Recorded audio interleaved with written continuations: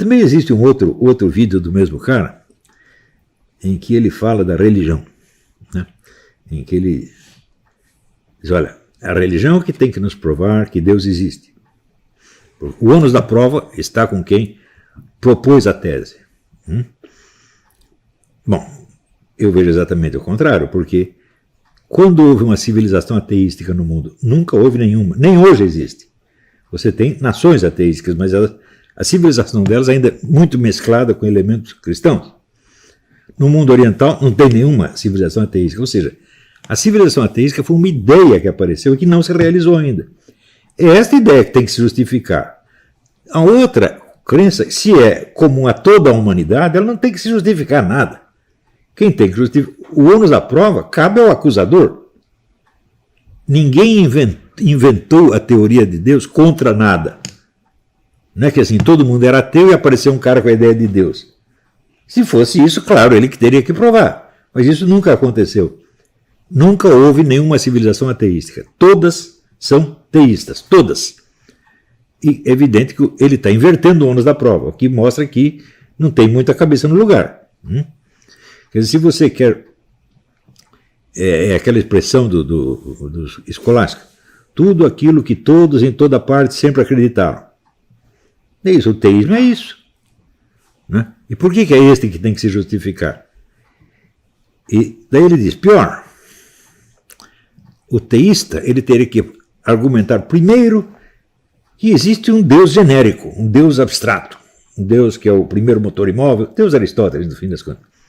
E depois teria que provar que este Deus coincide com o Deus da sua religião. Não existe nenhuma religião que jamais baseou na ideia de um Deus abstrato e genérico. Nunca nenhuma. Cada uma só aparece com o seu Deus, que tem características muito definidas e peculiares. O Deus genérico aparece na cabeça de Aristóteles, de fato. Mas, olha, quando Aristóteles apareceu, já existia religião há muito tempo. Né? O judaísmo já tinha pelo menos 3 ou 4 mil anos quando apareceu. E você vai dizer que o Deus de Moisés é um Deus genérico? Moisés trouxe as tábuas da lei e diz, olha, aqui nessa tábua está aqui o Deus genérico, o Deus de Aristóteles. E aqui está o nosso Deus judeu. Foi isso que ele fez? Que palhaçada, rapaz! Quer dizer, o ônus da prova é quem está contestando uma crença geral, não aquele que está simplesmente repetindo uma crença universal. Você não sabe o que é o ônus da prova. Né? E, em segundo lugar, eu repito, nunca existiu uma religião que propusesse um Deus genérico. Isso nunca existiu. É você que está, vamos dizer, tomando o Deus de Aristóteles como se ele fosse anterior ao Deus cristão, judaico, hinduísta, etc, etc. Isso é uma besteira fora do comum, que prova que você jamais estudou nada de religião, você não sabe nada de religião. Né? E está fingindo que sabe. Terceira coisa que me deu no saco é o seguinte. Ele reconhece que é impossível provar a inexistência de Deus. E de fato é.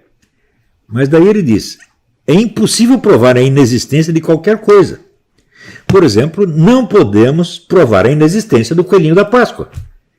Olha, isso certamente prova que esse rapaz não sabe nada de lógica elementar, nada. Quer dizer, esse diploma de filosofia que ele tem não dá nem para limpar a bunda, rapaz. Porque isso é uma questão de lógica elementar. Veja, o coelhinho da Páscoa, ele é impossível. Por quê? Uma das qualidades que se atribuem a ele é incompatível com a sua definição. Quando uma propriedade desmente a definição, você tem um caso de impossibilidade absoluta. Qual é essa propriedade no coelhinho da Páscoa? O coelhinho sabe o endereço de todas as crianças do mundo. Isso é incompatível com a definição dele como coelho. Não tem como você fazer caber isto na definição do coelho. Portanto, o coelho é impossível. Aquilo que é impossível, você não tem que provar a inexistência, porque ela já está provada. Ela já está provada por hipótese. É uma coisa de lógica elementar que todo garoto de ginásio tem que saber. Mas esse seu doutor não sabe.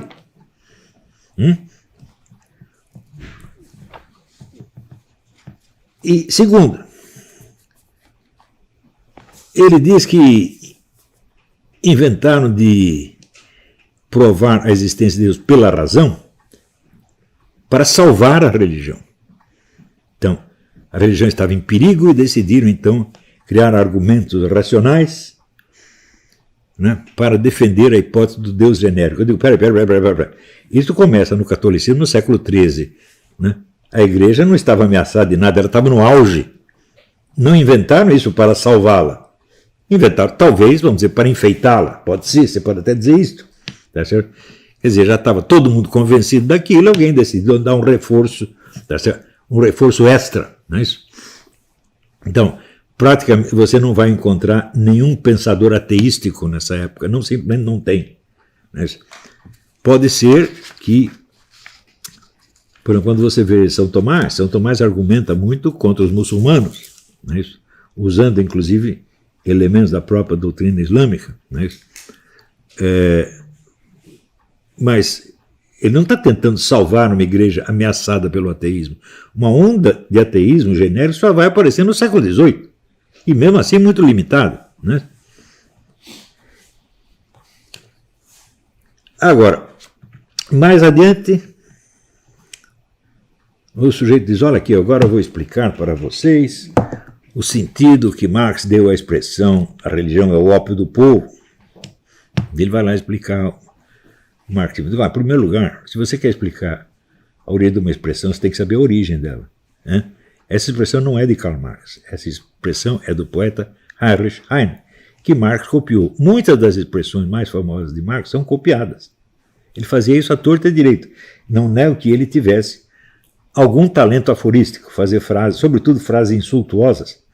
Eu estava vendo agora mesmo, né, numa gravação do filósofo espanhol Antonio Escotado, e ele conta que na correspondência total de Karl Marx, com centenas e centenas de amigos, ele diz, entre todos, mais de uma centena de amigos com os quais Marx se corresponde, só 2 ele não insulta. Isso os amigos, você imagina os inimigos. Né? Quer dizer, Karl Marx era evidentemente um sujeito odiento. A coisa que ele, no começo da vida, os poemas que mais o inspiravam eram os poemas que falavam do fim do mundo. O verso preferido dele era do Mefistófeles do Goethe, tudo o que existe merece perecer. Ele tem um culto do fim do mundo. E as amizades dele também eram baseadas na ideia do fim. E Karl Marx era, obviamente, um sujeito louco. Ele não era bom da cabeça. Né? Então, o fato de o sujeito viver a vida toda de dinheiro emprestado dos amigos, emprestado não, dado dos amigos, né? E nunca agradecer, jamais agradecer nem o pai, nem a mãe. Ao contrário, né? Ele odiava a mãe. Né? E o pai ele não foi nem no enterro. Né? Ele não estava tão longe assim para não ir no enterro. Né? E o Engels, que o sustentou quase metade da vida, quando morreu a namorada do Engels, que o Engels tratava como se fosse a esposa, uma mulher muito querida dele, o Marx escreve ao Engels uma carta de 10 laudas. As 2 primeiras linhas são votos de pêsamo, mas o resto é pedido de dinheiro. Você vê a sensibilidade humana que esse sujeito tinha. Né? Quando você vê que o filho bastardo que ele teve com a empregada nunca pôde nem entrar na casa, e das filhas dele, pelo menos 2 se suicidaram, a terceira não sei direito. Né? O cara impôs essa vida medonha, ele com um diploma, ele assinava o doutor Karl Marx, né? Com diploma de doutor. Como podia passar apertado na Alemanha ou na Inglaterra? Não podia, só passar porque não queria trabalhar. Ele impôs isso à sua família. Agora, você vai dizer que ele tinha assim, amor ao proletariado? Uma classe que ele nunca tinha visto? E que a primeira que ele viu, ele comeu? Né? Só se for amor nesse sentido, tem amor erótico à proletária, isso sim. Então, olha, qualquer admiração por Karl Marx denota uma falha de caráter muito grave. Eu também admirei Karl Marx quando eu tinha 17, 18 anos. Depois fui lendo, estudando, sabendo das coisas. Falei, não, este é um homem absolutamente desprezível. Não é um grande pensador em hipótese alguma. Né? O único gênio que ele tem é o gênio do insulto. Ninguém no mundo insultou tão bem quanto Karl Marx. Isso não posso negar. Tá certo? Depois teve aquele escritor americano, escreveu o livro dos insultos. Karl Marx é que devia ter escrito o livro dos insultos.